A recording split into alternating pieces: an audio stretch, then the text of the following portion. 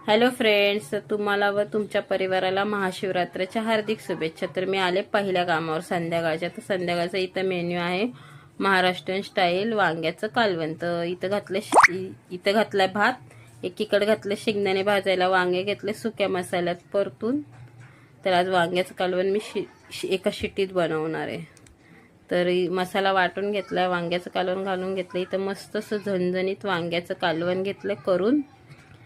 त्याच्यासोबत खायला steam rice बनवलाय, किचन क्लीन केलाय। आता मी निघाले माझ्या दुसऱ्या कामावर। तर दुसऱ्या कामावर जाताना सोसायटीमध्ये आहे शिव मंदिर। इथं मस्त असं सजवलंय ना, एवढं रात्रीचं छान दिसत होतं ना। तर इथं बनवायचे, आज मी दुसऱ्या कामावर आले, इथं बनवायचे मस्त हमस छोले घातले शिजायला। इथे 7-8 शिट्ट्या घेणार आहे छोलेच्या। पाणी गाळून घेतलं शिजवलेल्या छोल्याचं।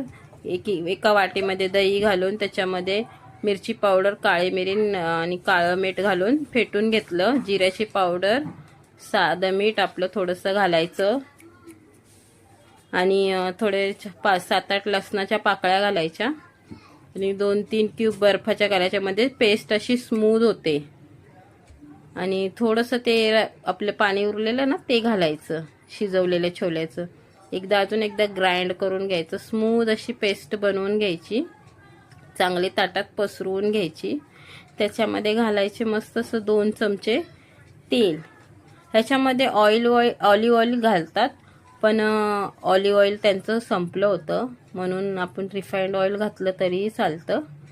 पण ऑलिव्ह ऑइल घातलं ना तर अजून मस्त बनतं हे, म्हणजे ह्याची चमक छान येते ऑलिव्ह ऑइलने। वरून थोडंसं अजून अर्धा चमचा तेल घालायचं, म्हणजे याला चमक येण्यासाठी। तर याच्यावर घालायचं लाल मिरची पावडर। जर जास्त तिखट खात असेल तर त्यांनी जास्त तिखट घालायचं, आणि थोडी जिऱ्याची पावडर, आणि छान दिसावं असं थोडीशी वरून घालायची कोथिंबीर। हे डायटिंग वाल्यांसाठी खूप छान आहे।